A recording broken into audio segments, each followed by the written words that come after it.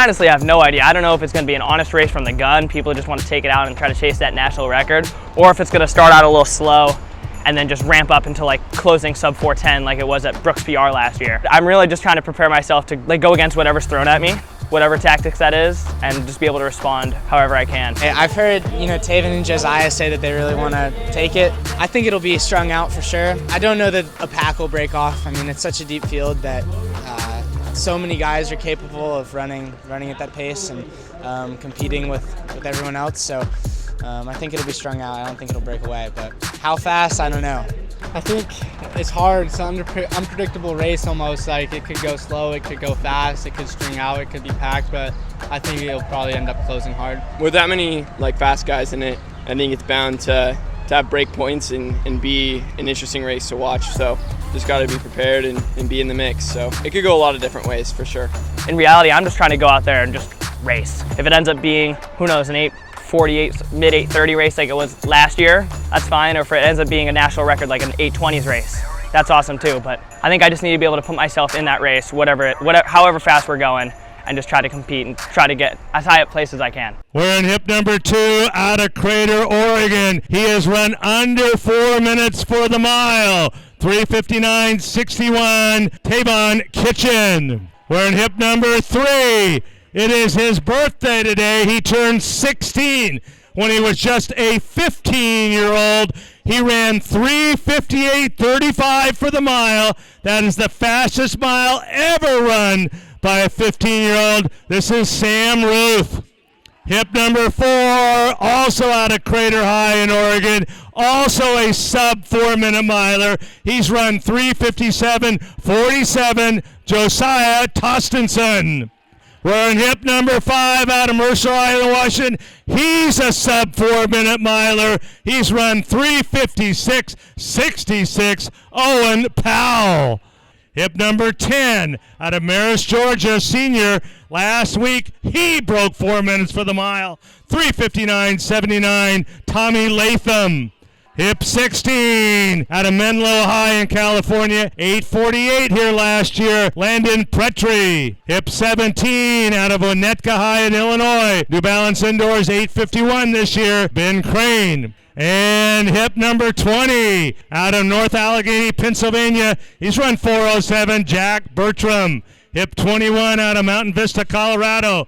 The D-Wad Invitational, he ran 9:01, Ben Anderson. And wearing hip 38, he's run 9:01 out of Mountain Vista, Benjamin Adams. What a field here. Boys Invitational 3200.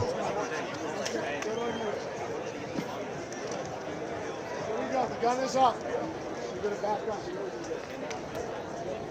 On your mark. Here we go. Running the 3,200 meters on this one. So this will be 8 true laps, always going by the start-finish line. And you know they want to run fast. They are going out. Here we go.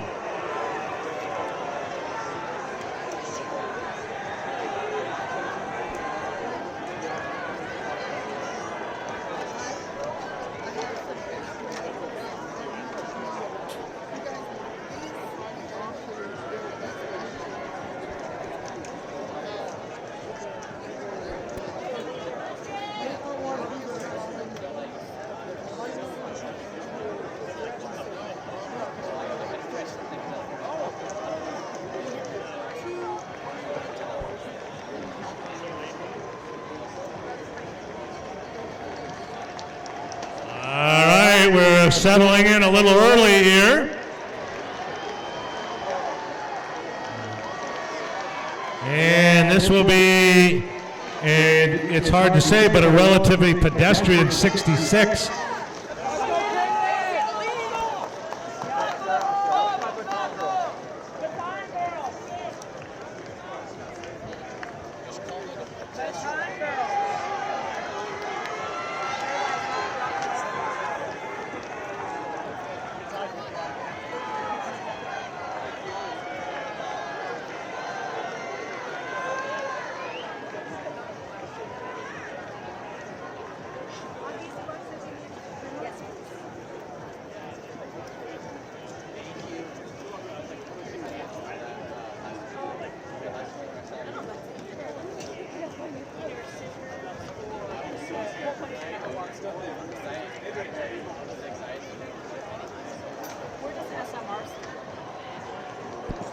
And Manny Putt's taking the pace out, trying to open us up a little bit after that 66 here.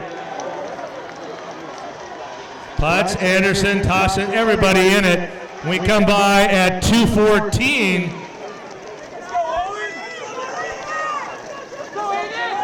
68 on that lap.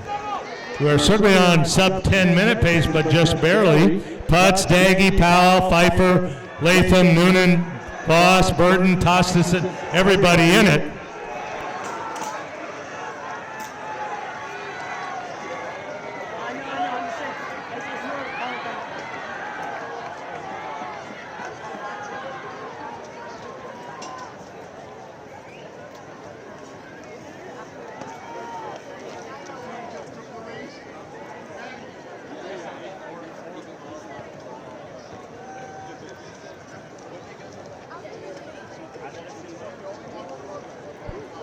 Putz and Daggy, Powell, Pfeiffer, Latham. And we're coming up here now at the end of 3 laps. Tostenson, here comes Kitchen, his teammate, moving up to sub 4-minute milers. So we are at 3:22. 67 on that lap. Just a little bit more about this race. Never has there been a race in the United States with 5 high school boys who have run under 4 minutes for the mile. We have that race right now. So this is historic before we even begin here.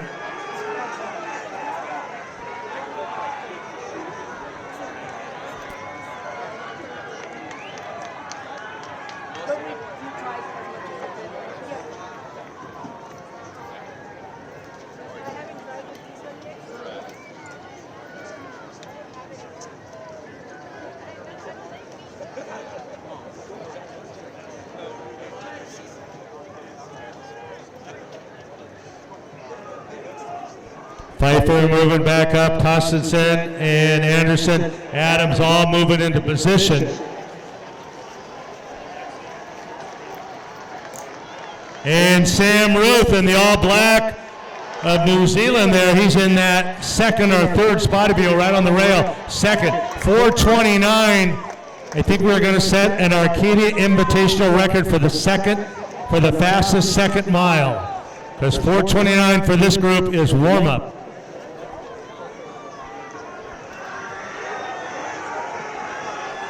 And Kitchen and Tossin in those bright orange Crater uniform tops moving up. And we're starting to spread out a little bit. Here we go. Anderson of Mountain View now.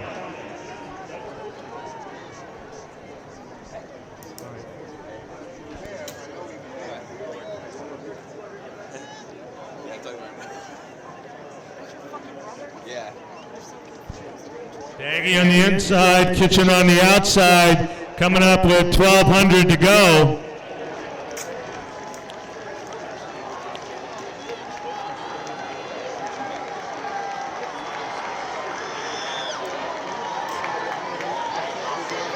And 5:37.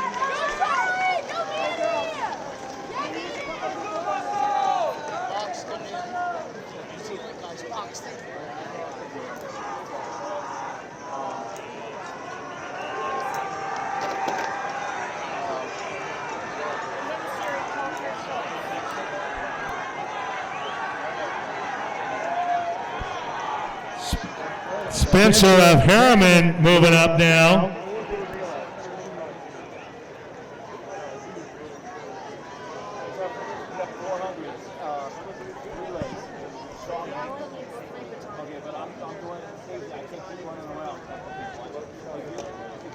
All right, we're setting ourselves up for a great last 800. Here we go.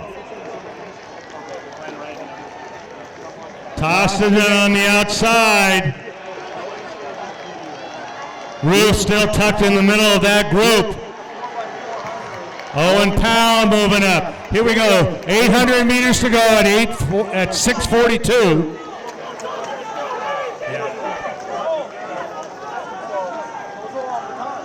All these sub 4-minute milers, do they want a chance waiting to the last lap? 700 to go.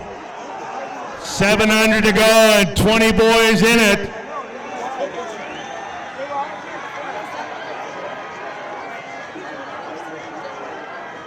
Kitchen now taking it out. Powell, Tostenson right in that group.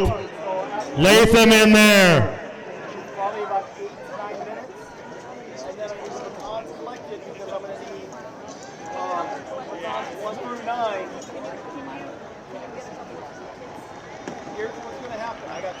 Here we go, 500 to go. Kitchen, Powell, Tostenson, Ruthe. Here we go at 45.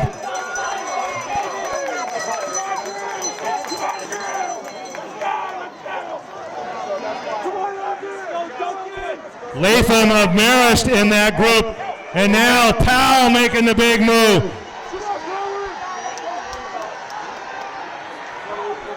Powell making the big move. And here come the Crater boys in 2 and 4. This is Tostenson giving chase. You have 10 minutes. You have 10 minutes. Because they got 24 teams. Coming down the stretch. Powell and Tostenson.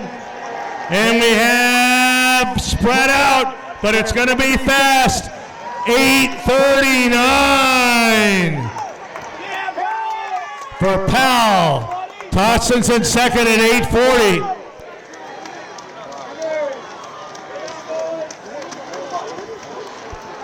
Powell's last lap 54.7. Ruthe gets up for third at 8:43. Kitchen at 8:43 and Latham 8:45.